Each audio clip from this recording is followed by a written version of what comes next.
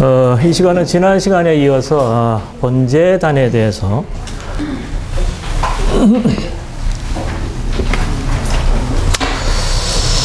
한번 알아보도록 하겠습니다. 성막의 이 내용들이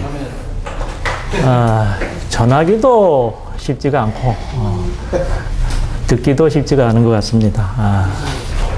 이제 항목들이 많고 또 거기에 치수라든가 그쵸? 예. 이 구조 이런 것들이 상당히 복잡하게 있어서 그냥 이렇게 말로 전달하기는 상당히 힘이 드는 것 같아요. 여러분들이 또 이해하기도 또 쉽지도 않은 것 같아서 앞 시간에 안효 형님께서 이 PPT를 사용해서 이렇게 교통을 했던 것처럼 이 PPT를 통해서 이 번제단에 관한 내용들을 우리 같이 한번 선거해 보고 그 안에 있는 의미들, 내용들을 한번 같이 누려보도록 하겠습니다. 우선 이 번제단 하면은 우리가 성경에서 이 단이 두 개가 있다는 것을 알아야 됩니다. 바로 뭐라 했죠? 금향단하고 번제단. 이 단이 두 개가 있어요. 금향단, 번제단 이렇게 부릅니다. 마우스가 어디 있나? 태영이 마우스 있으면 좀.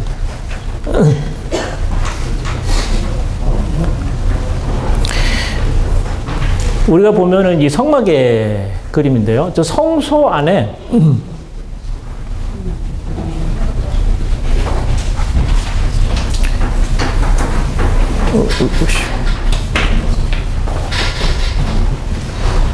네, 성소 안에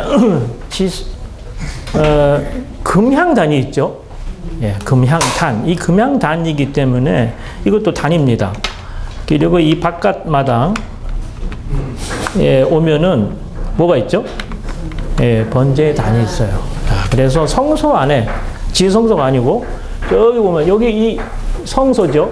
예, 성소 안에 금향단이 있습니다. 금향단. 그리고 여기 바깥 마당에 번제단이 이렇게 있어요. 두 개의 단이 성경에 있는 것입니다. 이건 성전에 보면 성전에 이 마우스가 보이는지 모르겠습니다. 자, 이게 바깥 마당이고요. 요게 성소고 더 들어가면 요 지성소입니다. 그래서 지성소 바로 바깥에 여기가 금향단, 분향단이 있고요. 그리고 번제단은 이 바깥 마당에 번제단이 있는 것입니다. 좀 보이십니까? 네. 네. 그래서 성경에는 이렇게 금향단, 분향단이라고 하는 그 성소 안 지성소 바로 밖에 있는 그 단이 하나 있고요. 그리고 바깥 마당에 번제단이 있습니다. 두 개의 단이 있다는 것을 우선 알 필요가 있습니다. 자, 요게 그 성소 안에 있는 그 분향단입니다. 지난번에 아마 다 보셨을 거예요. 그죠? 분향단라고. 이 금향단은 다시 보면 성막 안쪽에 있었고, 그리고 이 금향단은 금으로 입힌 아카시아 나무로 만들어졌어요. 뭘 입혔습니까? 네, 금을 입혔어요. 아카시아 나무로 만들게 했는데 이 아카시아 나무에 금을 입혀서 이 금향단을 만들었습니다. 그리고 이 금향단은 번제단보다 아주 작았어요. 번제단보다 작았고 이 금향단은 향을 태우기 위해서 있는 단입니다. 이 향을 태운다고 하는 것은 하나님의 연락을 위한 것입니다. 아멘. 그렇죠? 예. 자, 금향단은 위치가 다릅니다. 그렇죠? 성소 안에 있고 금으로 입힌 아카시아 나무로 만들어져 있고 번제단보다 작고 향을 태우는데 이 향은 하나님의 연락을 위한 것이다. 이 번제단은 이 번제단, 자 보입니까? 예. 이 번제단은 어디에 있었냐면 성막 바깥에, 다시 말하면 바깥 마당에 있었어요. 그리고 이 번제단은 아카시아 나무로 만들어지긴 했지만 금향단과 같이 아카시아 나무로 만들어지긴 했지만 금으로 입힌 게 아니고 뭘 입혔어요? 예, 노스로 입힌 게 다릅니다. 그리고 금향단보다는 크고, 이 번제단에서는 향을 태운 게 아니고 뭘 태웠습니까? 재물을 태웠어요. 예, 재물을 태워서 사람의 구속을 성취하게 된 것입니다. 아멘. 그렇죠? 이 바깥마당에 있었고, 노스를 입힌 아카시아 나무로 만들어졌고, 그리고 여기서는 향을 태운 게 아니고 재물을 태워서 사람의 완전한 구속을 위해서 있었다는 것을 말해주고 있습니다. 자, 그런데 금양단에서도 향을 태웠죠. 네, 태웠고, 번제단에서는 재물을 태웠습니다. 태우려면 다 뭐가 있어야 됩니까? 네, 불이 있어야 재물도 태우고 향도 태우는 건데, 중요한 것은 금양단에서 향을 태운 그 불은 어디서 가져왔냐면은, 예, 번제단에서 가져왔어요. 번제단에서.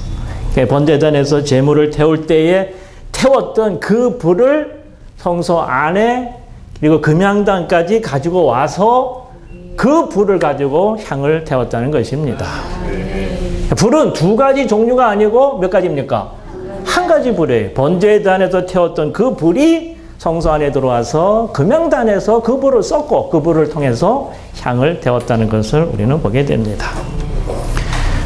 그래서 이 성막과 관련해서 이 두 개의 단이 있기 때문에 구약에서 이 단을 언급할 때마다 이게 분향단을 얘기하는 것인지 아니면 번제단을 얘기하는 것인지를 우리가 잘 구분을 해야 할 필요가 있습니다. 그래서 오늘 우리가 지금 다루는 것은 분향단이 아니고 무슨 단입니까? 예, 번제단을 지금 다루게 될 것입니다. 그래서 로마서 1번에 보면 이 언약궤라 나와 있는데 사실 이 본문에는 증거궤라고 다 나와 있기 때문에 증거궤라고 좀 바꿨습니다. 그래서 이 증거궤와 번제단의 관계를 먼저 우리가 살펴볼 필요가 있습니다. 자, 증거궤는 어떻게 생겼습니까? 이렇게 생겼어요. 자, 보면은 지금 이 뚜껑이 덮개가 열려 있는 상태입니다. 그렇죠? 조금 열렸죠, 이렇게요. 덮개를 열고 보니까 그 증거궤 안에 두 개의 돌판도 있고, 그 다음에 쌍난 지팡이도 있고, 그리고 감추인 만나가 들어있는 금항아리가 들어있습니다, 이렇게. 그래서 이 뚜껑을 덮고 보면은 그 위에 두 그룹이 이렇게 마주대하고 있는 것을 볼 수가 있습니다. 이게 증거궤입니다. 예. 증거의 두 돌판이 이 궤 안에 들어있기 때문에 이 법궤를 특별히 증거궤라고 부를 수가 있었어요. 그리고 이 번제단이죠. 예. 번제단을 잘 유심히 볼 필요가 있습니다. 지성소에는 사실은 증거궤밖에 없었어요. 딱 한 가지 이 증거궤가 있었고 그 증거궤 안에는 뭐가 있었습니까? 아까 보니까 두 돌판도 있었고 아론의 쌍난 지팡이도 있었고 그리고 금 항아리도 있었습니다. 그래서 전체적으로 증거궤입니다. 지성소에는 이 증거궤 하나밖에 없었고요. 지성소에 나와서 성소 안에 들어가면은 거기는 세 가지가 있었습니다. 첫째로 진설병상 그리고 등잔대 금향단이 있었습니다. 지성소에는 뭐가 있었어요? 증거궤. 성소에는 진설병상, 등잔대, 금향단이 있었습니다. 그리고 이제 바깥마당에 나올 때에 바깥마당에는 몇 가지가 있었습니까? 두 가지가 있었어요. 번제단과 물두멍이 있었다. 자, 지성소, 성소는 합쳐서 그냥 성소라고 부릅니다. 성소. 그리고 바깥마당은 바깥뜰을 의미합니다. 자, 같이 한번 읽어보겠습니다.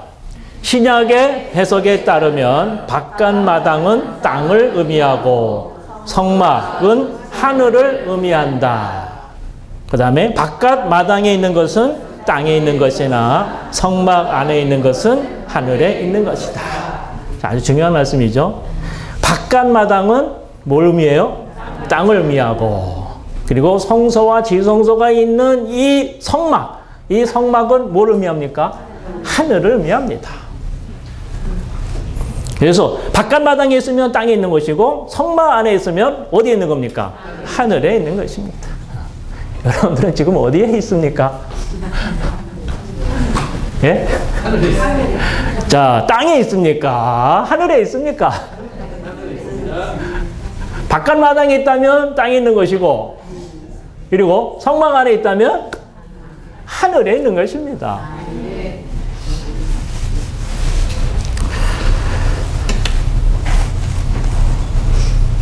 자, 다시 한번 보면 그림이 나오는데, 자, 이 바깥마당은 땅을 의미하고, 이 성막은 성소와 지성소를 포함한 이 성막은 바로 하늘을 의미한다 하는 것을 잊어서는 안 됩니다. 같은 그림인데요. 다시 말하면, 자, 우리가 이 바깥마당에 있게 될 때에, 바깥마당에 때에 우리는 땅에 있는 것이고, 그리고 이 성막 안에 있게 될 때 우리는 하늘에 있는 것입니다. 아멘. 자, 오늘 우리는 여전히 땅에 있지만 우리는 하늘에 있을 수가 있습니다. 네. 하루에도 여러 번 우리는 성막 안으로 들어가서 하늘에 있게 되고 하늘에 있는 주님을 우리는 접촉하고 누릴 수 있게 되는 것입니다. 우리가 집회 오기 전에는 땅에 있을 수도 있었어요. 그죠? 그러나 우리가 이렇게 집회 오게 되면 우리는 성막 안에 들어가서 하늘 안에 들어가서 주님을 만나고 우리는 체험하고 누리게 되는 것입니다. 자, 사실상 한번 읽어보겠습니다. 성막은 그리스도 자신입니다. 아멘.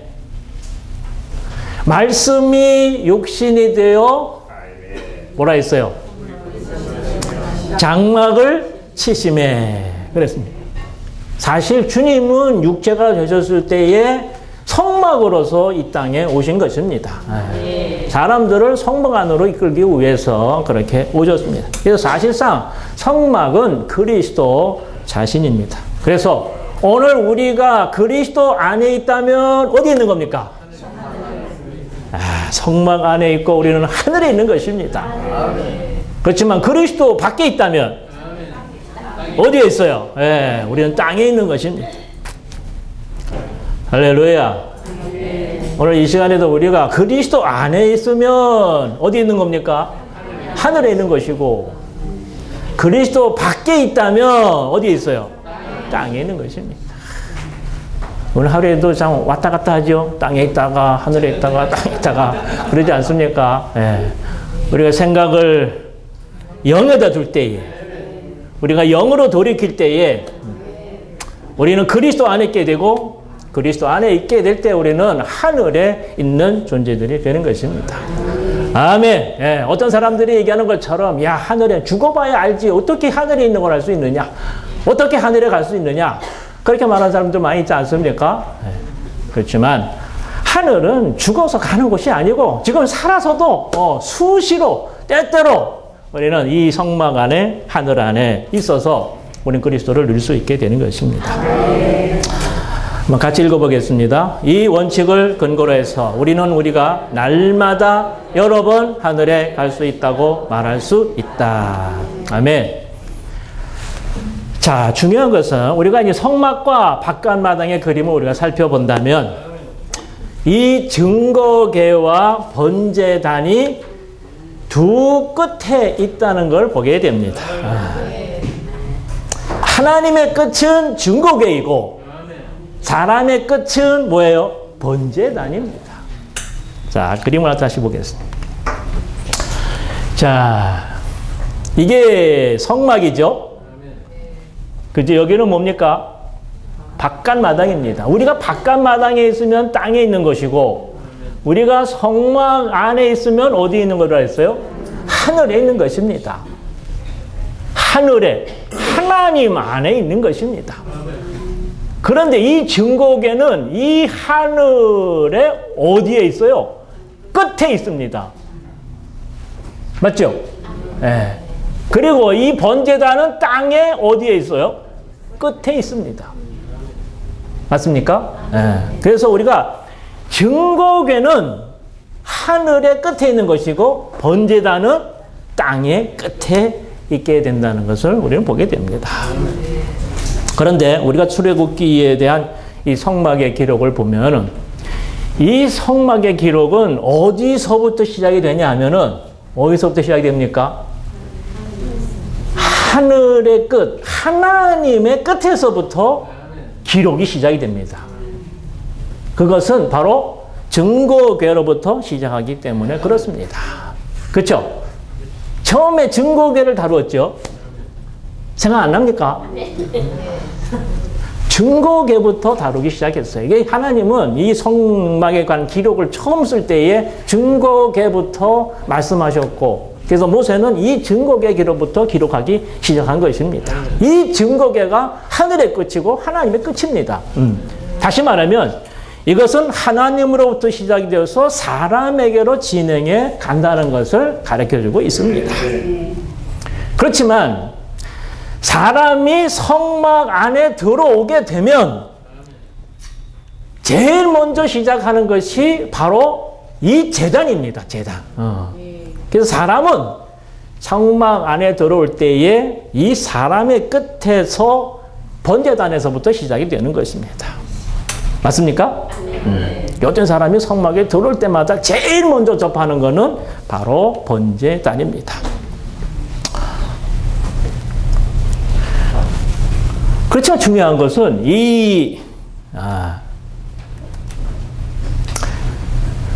우리가 번제단에서 하나님은 증거궤부터 시작하셔서 하늘에서 시작하셔가지고 땅으로 내려오셔서 사람을 방문하시고 그리고 십자가까지 가셨지만, 그리고 우리 사람은 성막에 들어올 때에 번제단에서부터 시작을 하지만 주님은 이 번제단에 계시는 것이 아니고 어디에 계십니까? 저 지성소에 계신다 이 말이에요. 그 지성소의 법궤의 증거궤에 계시잖아요. 그죠? 예. 그렇기 때문에 우리는 은혜가 은혜의 보좌가 있는 증거궤에 갈 때까지 성막의 모든 항목들을 다 거쳐서 들어가야 됩니다. 한번 읽어보겠습니다. 그리스도는 하늘에서부터 땅으로 오셨고 땅 위에 마지막 시간에 그분은 십자가로 가셨다. 그리고 십자가 위에서 그분은 옛 창조를 끝내시고 그분의 택한 백성을 구속하셨다. 맞죠? 그러면 하나님이 십자가로 가셨을 때 왜 그분은 십자가로 가셨느냐 그런 말이에요. 왜 십자가에 가셔서 하나님의 심판을 받으시고 그 고난을 받으시고 그렇게 하셨는가? 그것은 사람을 그분 자신께로 이끄는 것이었습니다. 다시 말하면 이것은 하나님이 사람을 성막 안으로 이끌기 위해서 어떻게 성막에서 나오셨다는 것입니다. 자, 아까 성막은 하늘이라 했죠.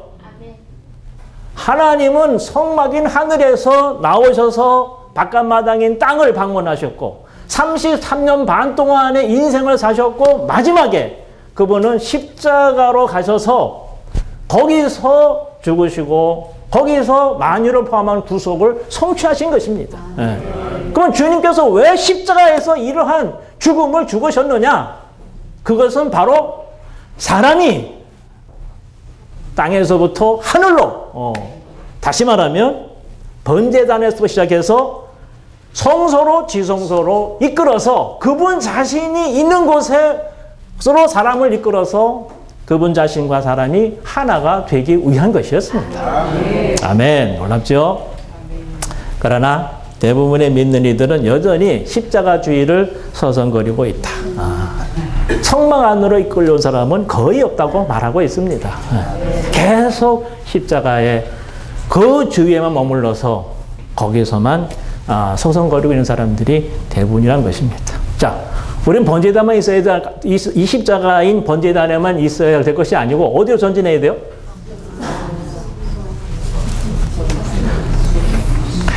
우리는 그 바깥마당에 보면 번제단이 있었죠.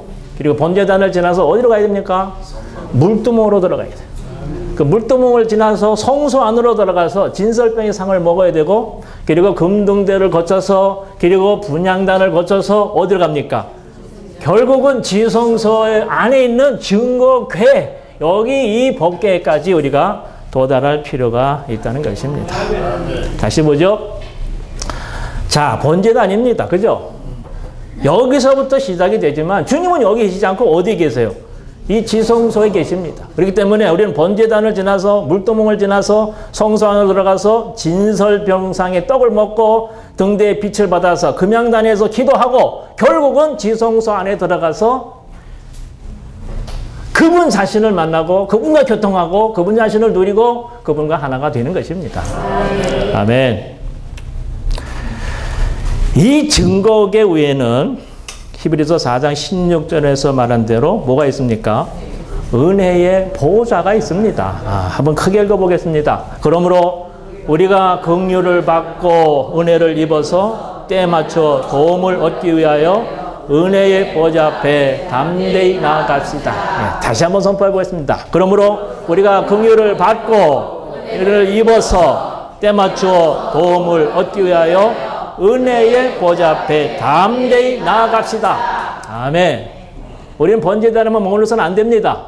물도멍을 거쳐서 진설병상 등대 그러고 금양단 그리고 결국은 이 지성소 안에 증거궤까지 가서 그 증거궤 위에 있는 은혜의 보좌 앞에 우리는 도달할 필요가 있습니다.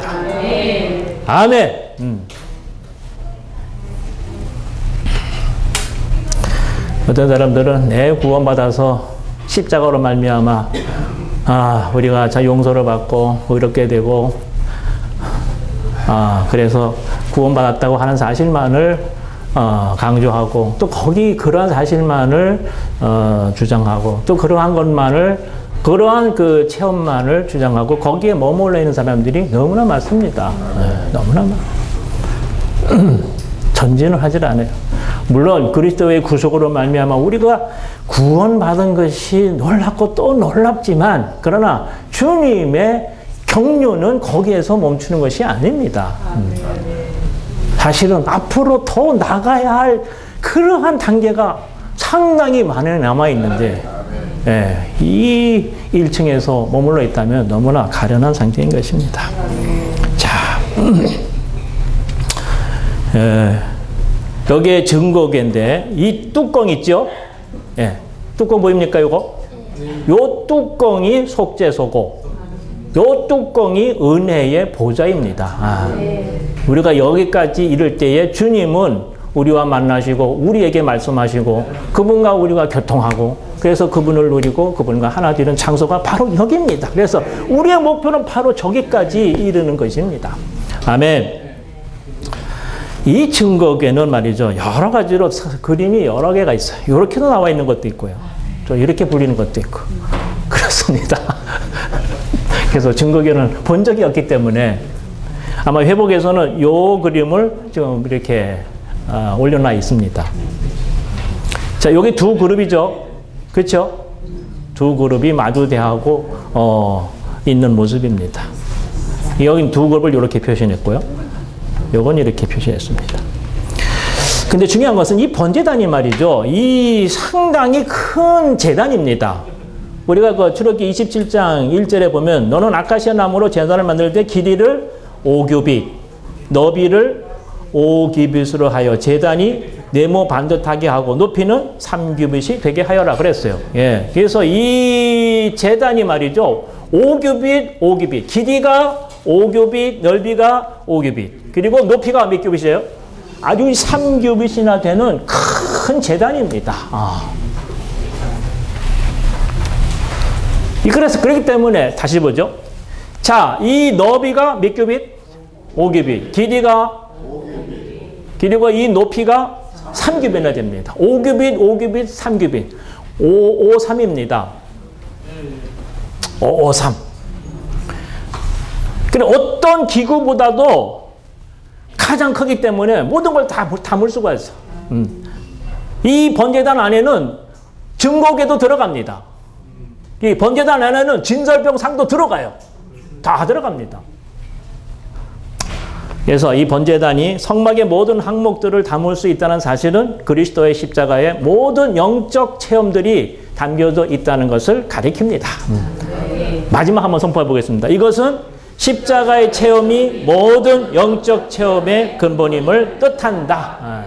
그래서 십자가를 떠나서는 다른 물론 영적 체험의 시작은 물론 십자가에서 시작이 됩니다. 그럼 다른 모든 영적인 체험들도 이 십자가를 떠나서는 체험할 수가 없는 것들입니다. 그렇기 때문에 이 번제단이 아주 중요하다는 것을 볼 수가 있습니다.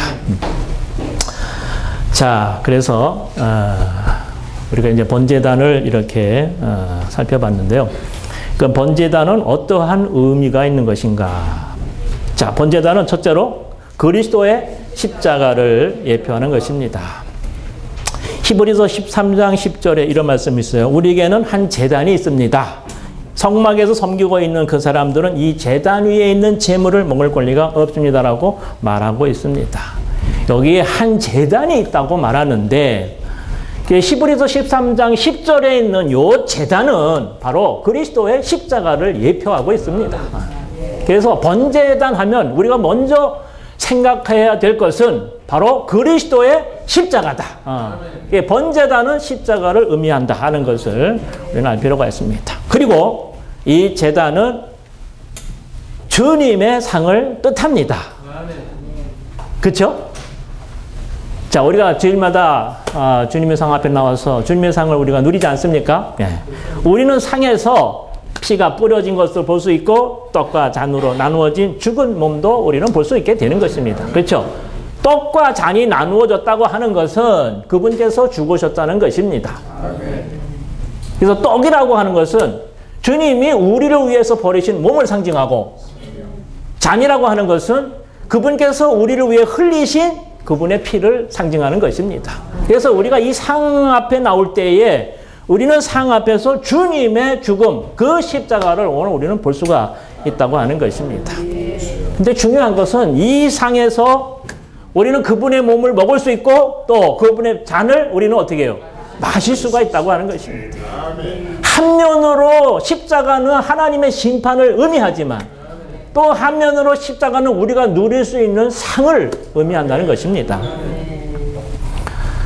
그래서 한번 선포해 보겠습니다. 제단은 십자가이고 십자가는 우리의 누림을 위한 상이다. 그래서 구약에 보면은 어떤 제물이 제단 위에서 하나님께 드려지고 나서는 어떤 제물은 하나님께 드려지고 나서는 그 제물을 하나님의 백성들이 먹을 수 있는 음식이 되었습니다. 예, 그런 게 종종 있죠. 그죠? 하나님께 제물로 드리고 나서 그 다음에 그 제물을 드린 백성들이 함께 음식으로 나누어 먹게 되었던 것입니다. 그래서 우리도 마찬가지입니다.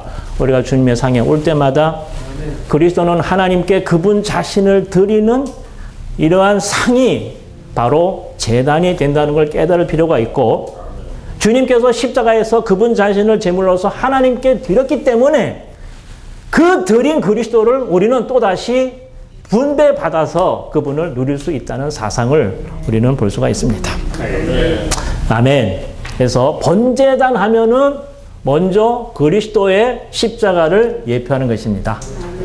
두 번째, 이 번제단은 뭐로 만들어졌어요? 아카시아 나무로 만들어졌습니다. 자, 이 번제단 있죠? 이게 아카시아 나무로 만들어진 겁니다. 또 아카시아 나무로 만들어진 게 또 있죠? 뭐가 있습니까? 열반지도 만들었고 그 다음에 이 지성소에 있는 증거궤 있죠? 예, 증거궤도 아카시아 나무로 만들어져 있어요. 예. 증거궤는 금으로 싼 거고 이 번제단은 노스로 쌌어요. 똑같은 아카시아 나무로 만들어진 것입니다.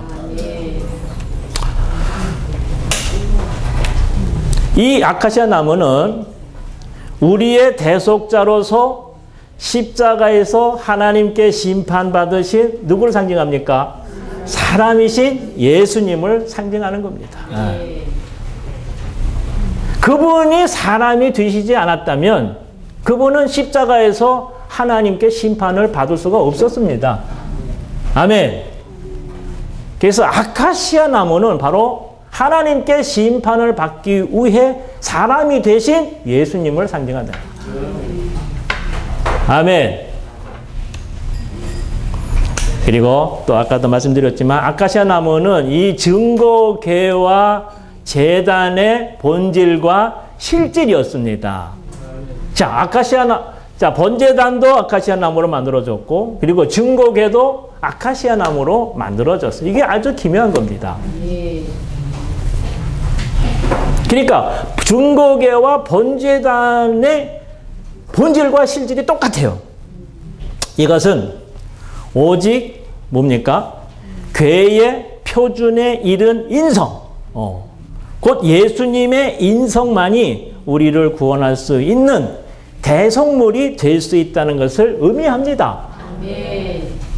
사실 사람의 인성이라고 해서 다 우리의 대성물이 될 수 있는 자격을 갖추는 건 아닙니다. 모든 사람이 죄를 범하였음에 하나님의 영광에 이르지 못하더니 모든 사람은 다 죄인 아닙니까? 그죠? 그런 죄인들이 어떻게 죄인을 구속할 수 있고 대속할 수 있고 구원할 수 있겠어요?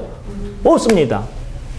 그렇지만 예수님의 인성은 증거궤의 표준에 이른 최고 수준의 도덕성을 가진 그러한 인성이었기 때문에 오늘 우리들을 구원할 수 있고 대속할 수 있는 그러한 분이 되셨다는 걸 말해주고 있어요. 아멘. 그렇기 때문에 주님은 네모 반듯하신 분이라고 말하고 있습니다. 1절에 보면 그랬죠. 제단을 만들 때 길이를 5규빗, 너비를 5규빗으로 하여 제단이 뭐라 했어요? 네모 반듯하게 하고 그랬어요. 네모 반듯하게 하고. 자, 이 정사각형입니다. 이게 5규빗, 5규빗. 높이가 몇 규빗이에요? 3규빗입니다. 그래서 이 5규빗, 5규빗이기 때문에 네모 반듯한 정사각형입니다. 정사각형이에요. 그래서 주님이 이게 네모 반듯하였다는 것은 뭘 말하냐? 아까 주님의 인성은 증거궤의 표준에 이르는 인성이라고 그랬어요. 그죠? 그렇기 때문에 그분은 네모 반듯해서 올바르시고 온전하시고 어떠한 결함도 없으신 우리의 대속자와 구속자가 되실 자격이 있으시다는 것을 말해주고 있습니다. 아멘. 그래서 주 예수님은 네모 반듯하셨고 또한 또 뭐라 그랬어요? 네모 반듯하게 되셨다. 정말 좀 어렵죠? 주님은 네모 반듯하신 분인데 또 네모 반듯하게 되신 거예요. 다시 말하면 그분은 올바르시고 온전하게 되기 위해서 많은 시험들을 거치셨습니다.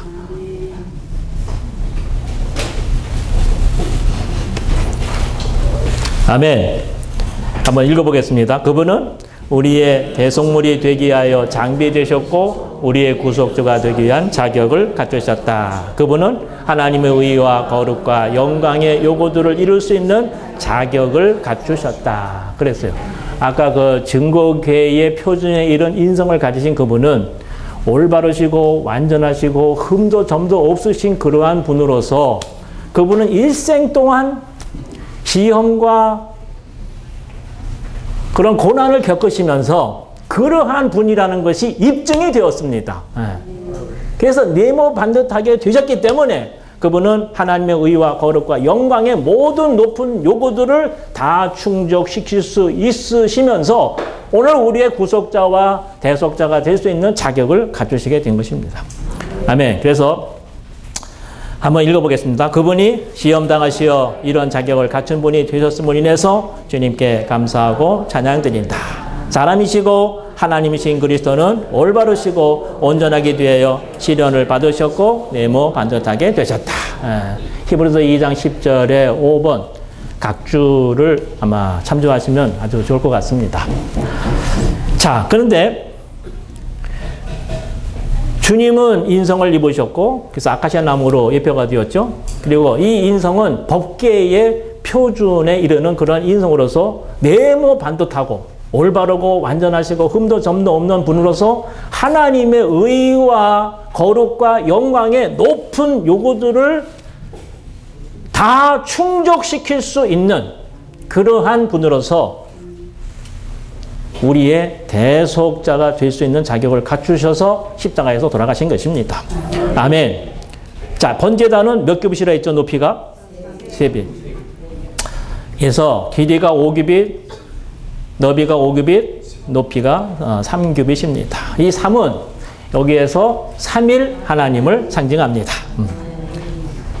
물론 주님께서 그러한 높은 인성을 가지시고 하나님의 의와 거룩과 영광의 모든 요구들을 다 이루시고 십자가에서 만유를 포함한 구속을 성취하셨지만 이건 그분 자신이 하신 것이지만 3일 하나님 전체가 여기에 관여를 하셨다는 것입니다. 그래서 십자가에서 성취된 구속은 3일 하나님에 의해서 성취가 되었다. 아멘.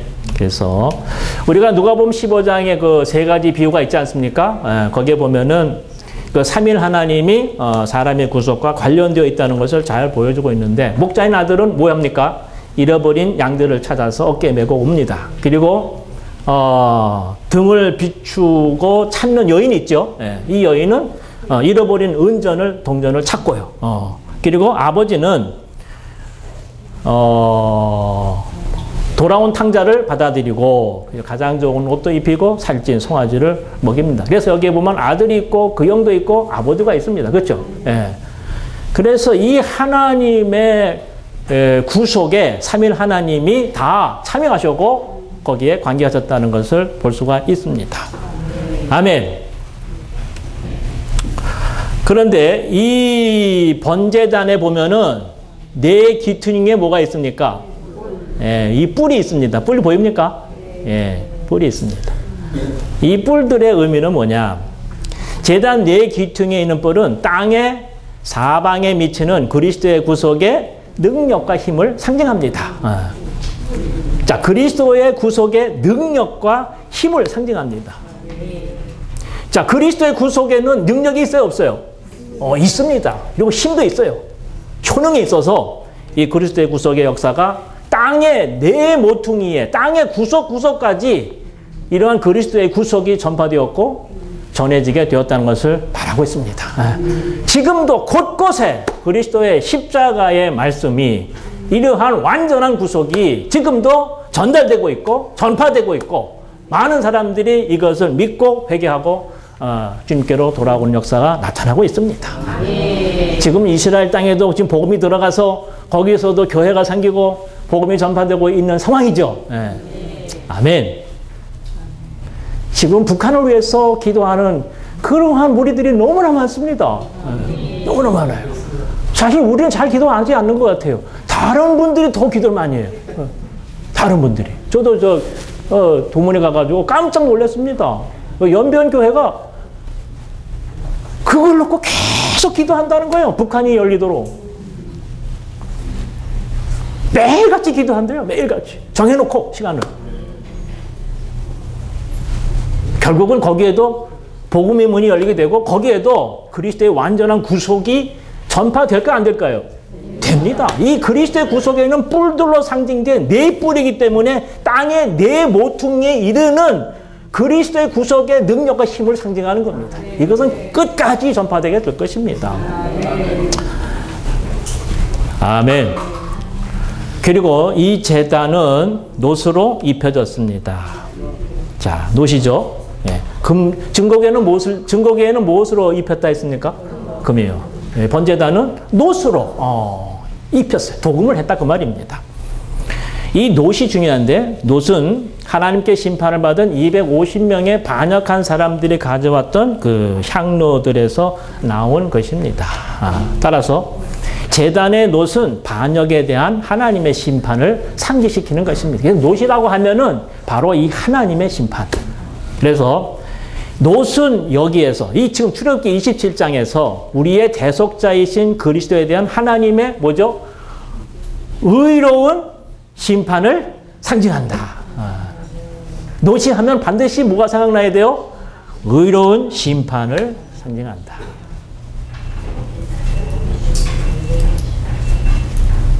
자, 보십시오. 주님께서 아카시아 나무로서 그 높은 증거계에 이룰 수 있는 높은 인성을 가지시고 네모 반듯한 분으로서 온전하시고 올바르시고 완전하시며 흠도 점도 없으신 그 그리스도가 십자가에 달리셨을 때에 거기에는 그리스도 자신뿐만 아니라 삼일 하나님이 다 참여하신 것입니다. 십자가에 달리셨을 때에 노수로 예표된 하나님의 심판이 이 그리스도에게 임하게 된 것입니다.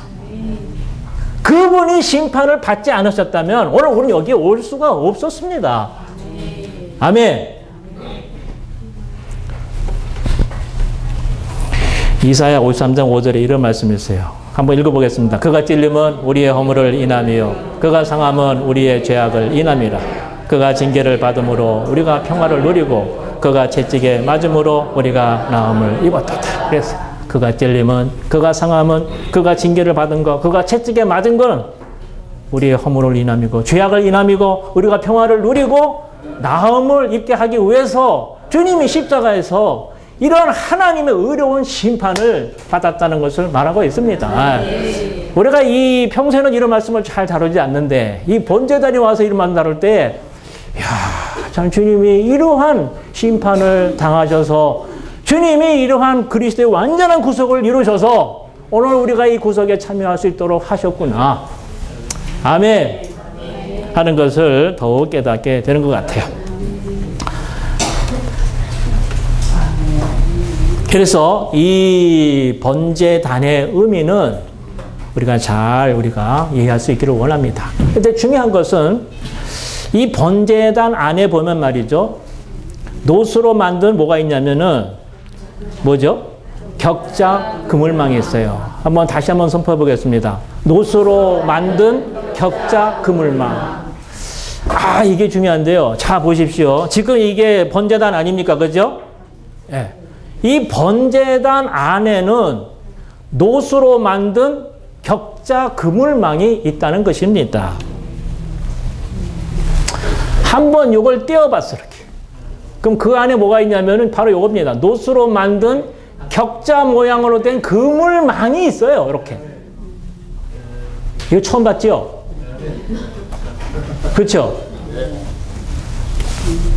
그리고 요거를 갖다가 이렇게 올려놓으면 되는 것입니다.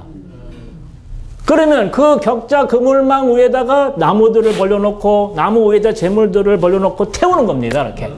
태우면 재가 되어서 그물망 밑으로 떨어지고 태우면 향기는 위로 올라가서 하나님께서 만족하는 놀라운 달콤한 향기가 되는 것입니다. 다시 분리해봤습니다. 이게 번제단입니다. 그래서 그물망을 이렇게 분리해 놓으면 이렇습니다.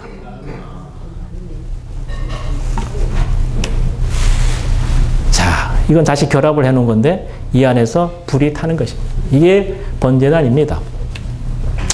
노수로 만든 격자 그물망은 뭐죠? 구속을 이루시는 그리스도 자신을 상징합니다. 누굴 상징합니까? 구속을 이루시는 그리스도 자신을 상징합니다.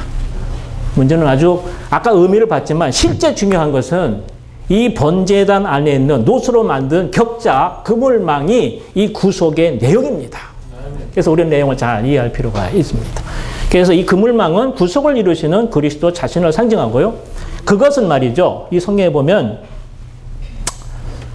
4절에 있어요. 27장 4절에 제단을 쓸 격자 그물망을 노수로 만들 때 그 그물망의 네 모서리에 놋고리 4개를 만들어라. 그 그물망을 제단 안쪽에 선반 아래 놓아서 그물망이 제단의 중간에까지 닿게 하여라.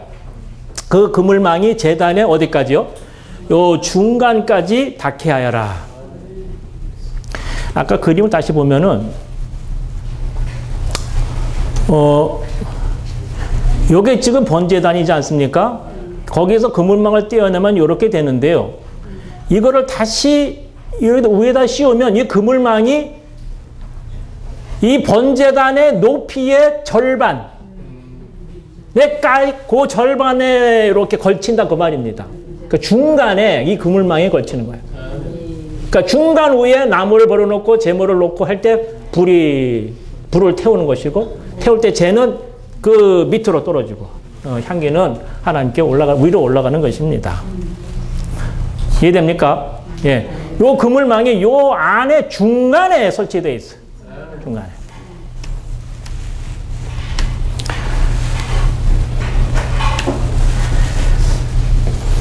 요 그물망이 말이죠. 이 제단 안에 있었다고 하는 것은 우리의 대속자이신 그리스도에 대한 하나님의 심판이 단지 외적이지 않고 그리스도의 속 부분들에까지 이르렀음을 의미한다. 다시 말하면 하나님의 의로운 심판은 외적일 뿐만 아니라 하나님의 의로운 심판은 내적 심판이었다는 것을 잘 말해준다는 것입니다.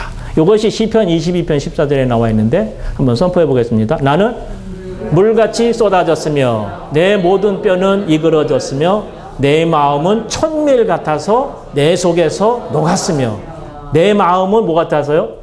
천밀 같아서 내 속에서 녹았으며. 그래서 하나님께서 주님께서 십자가에서 하나님의 심판을 받을 때에 내적으로 그 마음이 천밀과 같이 완전히 속에서 녹을 정도의 그런 내적인 심판을 받으셨다는 것입니다. 아멘. 자, 또 중요한 것이 하나 있는데요. 그물망의 네 모서리에 있는 놋골이 4개가 있습니다. 자, 4절 한번 다시 보겠습니다. 제단에 쓸 격자 그물망을 놋으로 만들되 그 그물망의 네 모서리에 놋골이 4개를 만들어라. 그랬죠? 이것은 그리스도의 죽음의 효능과 능력을 말합니다. 다시 보십시다. 자, 이 번제단 있지 않습니까? 그리고 여기 뭐가 있어요? 고리가 있습니다. 이쪽에 2개, 반대편에 2개가 있습니다. 자, 이 격자 그물망은 이 번제단의 어느 부분에 있다 했죠? 중간에 있습니다. 그 중간 부분의 격자 그물망에 이 고리들이 달려 있는 것입니다. 4개가. 격자 그물망에 고리들이 달려 있어요. 4 모서리에. 그래서 격자 그물망과 이 4 고리는 아주 밀접한 관계가 있다는 것을 보여주고 있습니다. 자, 보십시오. 이 그물망이죠. 4 모서리에 4개의 고리가 있게 되는 것입니다. 그러면 4개의 고리는 뭐냐? 그물망의 4 모서리에 있는 놋고리는 뭘 상징합니까? 영원하신 영을 상징하는데 그리스도는 이 영원하신 영을 통하여 십자가에서 자신을 하나님께 드리심으로 구속을 성취하셨다. 그러니까 주님께서 십자가에서 자신을 들여서 하나님의 구속을 성취할 때에 그 구속을 무엇을 통해서 성취하셨냐면 무엇을 통해 성취하셨어요?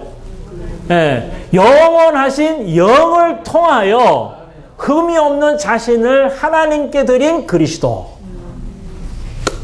아멘. 그래서 그분께서 영원하신 영을 통하여 십자가에서 구속을 이루셨기 때문에 그리스도의 그 죽음의 구속의 효능과 능력이 있는 겁니다.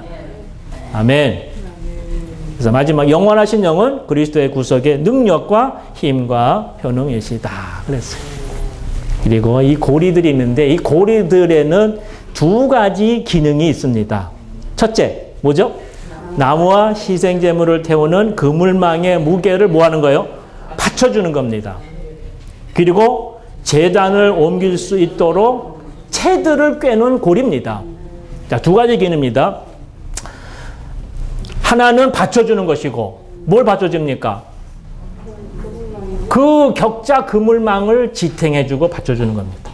그리고 제단을 옮길 수 있도록 이동해주는 수단이 바로 이 고리들입니다. 나중에 채들이 나오겠지만 이 채들은 어디에 꿰냐면은 이 고리들에 꿰가지고 움직이게 된 것입니다. 자, 이것은 아까 그 고리들이 영원하신 영이라 그랬죠. 그러면 이 영원하신 영께서 그리스도의 구속을 효력 있게 하시는 분이시고 떠받쳐주니까 만약에 고리들이 격자 그물망을 떠받쳐주지 않으면 그물망이 어떻게 되겠어요? 그대로 바닥에 떨어집니다. 자, 그물망 위에다가 나무를 버려놓고 재물들을 올려놓고 태웁니다. 그러면 이 무게가 얼마나 무겁겠어요? 그렇죠? 근데 이 그물망을 누가 지탱해 주냐 하면은 그물망 모서리에 있는 4개의 고리가 이 그물망을 잡고 지탱해 준다고 말해요. 그래서 그리스도의 구속을 효력 있게 하시는 분이시자 또 그리스도의 십자가를 땅의 사방으로 움직이게 하시는 능력이 되신다는 것을 말해주고 있습니다. 왜냐하면 나중에 번제단을 옮기기 위해서는 그 채들을 이 고리에 깨웠기 때문입니다. 이 고리가 없으면 이 번제단은 옮길 수 있는 길이 없습니다. 맞습니까? 아멘. 자, 다시 한번 봅니다.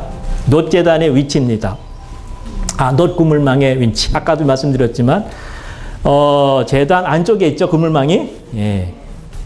그리고 격자 그물망을 지탱하고, 그렇죠?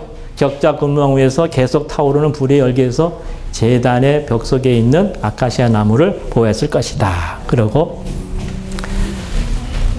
자, 요게 중요합니다.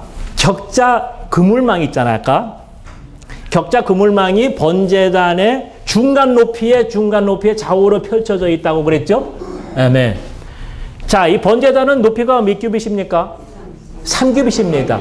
증거궤, 법궤는 높이가 몇 규빗입니까? 다 잊어먹었어요? 1규빗 반입니다. 그러니까 번제단은 증거궤 높이의 몇 배입니까? 2배입니다. 이게 번제단은 3규빗, 증거궤는 1규빗 반입니다. 그럼 중간에 격자 그물망이 설치해 있었다면 밑으로 몇 규빗? 1규빗 반. 위로 몇 규빗? 1규빗 반이 있는 거예요. 그래서 격자 그물망 위와 아래의 높이가 1규빗 반이라고 하는 것은 1규빗 반은 아까 말한 대로 증거궤의 높이와 같아요, 안 같아요? 같습니다. 똑같습니다. 이게. 그래서 제단의 격자 그물망이 석재 덮개와 같은 높이에 있었다는 사실. 자, 법궤 위에 있는 뚜껑이 뭐라 했어요? 석재 덮개라 그랬죠? 이게 은혜의 보좌입니다. 그래서 이 그물망의 위치가, 높이가 속죄 덮개의 위치와 같다는 이 사실은 뭐나 그리스도의 구속이 하나님의 의와 거룩과 영광의 요구의 표준에 따라 성취되었다는 것을 의미한다. 아멘. 그리스도의 구속은 놀라운 것입니다. 그분이 십자가에서 죽으신 이 구속은 하나님의 의와 거룩과 영광의 그 높은 표준에 따라 이루어진 거라 그런 말이에요. 그러기 때문에 하나님께서 그것을 만족해 하시고 그러기 때문에 죄인들을 용서하실 수 있는 구원하실 수가 있게 되는 것입니다. 만약에 그리스도의 구속이 십자가에서의 죽음이 의와 거룩과 영광의 그 모든 요구들을 이루고 성취하는 그러한 구속이 아니었다면 오늘 우리는 여기에 있을 수가 없게 되는 것입니다. 아멘. 그리고 밑으로 1규빗 반, 또 위로 뭐예요?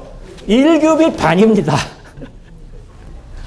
이것은 하나님의 만족을 위해서도 1규빗 반이 필요했었다. 다시 말하면 하나님의 높은 요구의 표준이 결국은 하나님을 만족하게 했다는 것을 말합니다.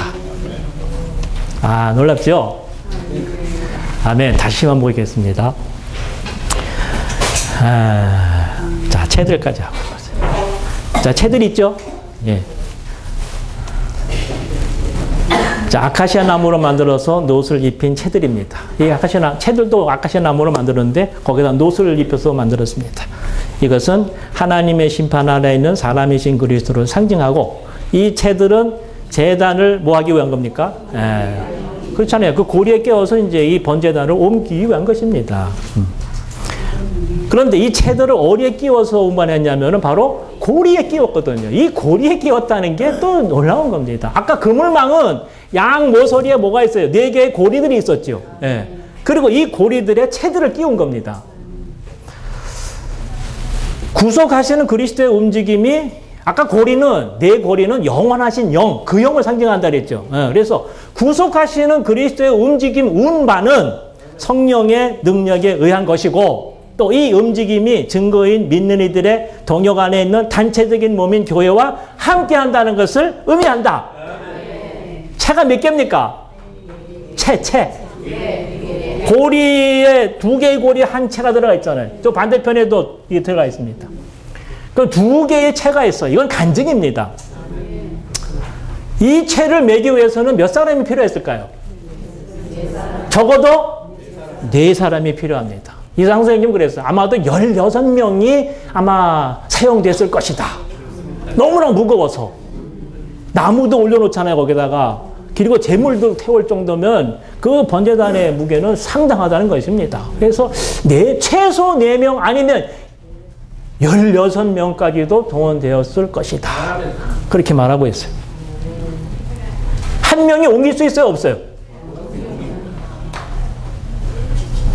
우린 개인적으로는 그리스도의 구속의 움직임, 이런 복음 전파, 이런 것들은 사실 어려운 것입니다. 자, 한번 읽어보겠습니다. 오늘날 십자가의 전파는 위에서 이루어진다. 그래서 채를 매는 사람들은 누굽니까? 사람 아닙니까? 채를 그 어깨에다 매야 될 거 아니에요. 매는 건 사람이 매야 됩니다. 그러나 십자가를 전하는 사람들은 간증으로서 협력하여 그렇게 해야 한다. 뭐해서? 협력해야 됩니다. 혼자는 못합니다. 그죠? 그래서 활력그룹이 있어야 돼요? 없어야 돼요? 아멘.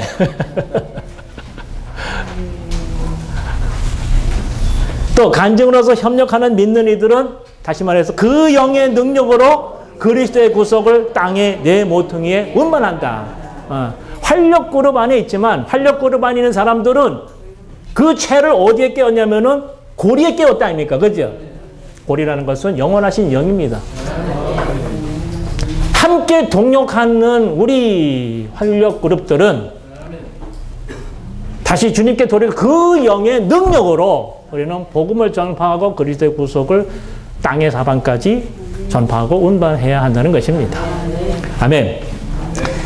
자, 그래서 이 번제단 하면은 이 내용이 중요합니다. 내용은 바로 격자 그물망입니다.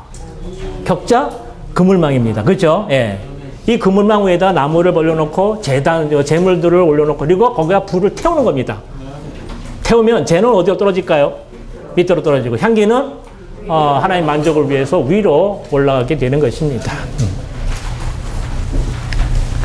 이 불이 태울 때에 이 태운 불은 이 그리스도의 구속은 격자 그물망의 위치가 높이가 1규빗 반이라 그랬죠. 그죠? 중간에 설치되었기 때문에 밑으로 1규빗 반, 위로 1규빗 반입니다.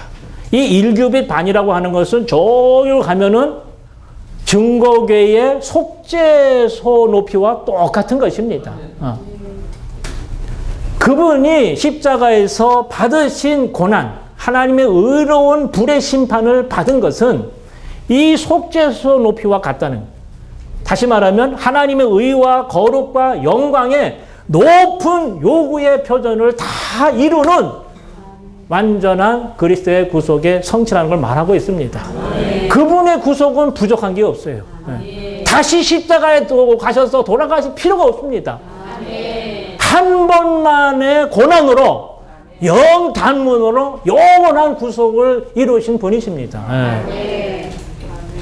그러한 구속은 그 영을 통해서 이루어진 것입니다. 그래서 격자 그물망이 내 모퉁이에 있는 내 고리들에 연결되어 있는 것이 바로 그것입니다. 그분은 그분 자신을 하나님께 드릴 때에 완전한 구속을 성취하실 때에 무엇을 통해서 하셨냐면 뭐라 했어요? 영원하신 영을 통하여 흠이 없는 자신을 하나님께 드리셨다고 말하고 있어요. 그렇기 때문에 그리스도의 구속은 효능이 있는 것이고 효과가 있는 것이고 능력이 있는 것입니다. 이러한 구속을 우리는 어떻게 됩니까? 죄를 어깨에 메고 땅의 끝까지 우리는 전파해야 되고 이 궤를 메고 운반해야 할 책임이 오늘 우리에게 있어요. 그러면 이 죄를 맬 때에 한 사람이 맬 수 있습니까? 없습니다. 최소한 몇 명입니까? 4명. 그래서 우리는 개인적으로 이러한 움직임에 참여할 수 없고 우리는 단체적으로 모인 교회와 함께 우리는 그리스도의 구속을 전하고 또 운반해야 할 의무가 있는 것이고 뿐만 아니라 그런 사람들은 이 채들이 그 고리에 꿰어져 있기 때문에 영원하신 영의 능력으로 우리는 이 번제단을 운반하고 그리스도의 구속을 전파해야 할 필요가 있는 것입니다.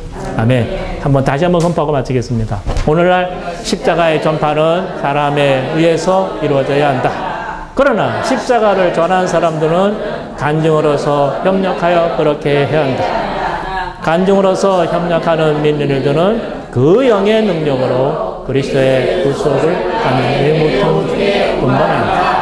그물망이 있고 고리들이 있고 그리고 이 고리들에 끼어진 채들이 있습니다. 번제되는 의미를 더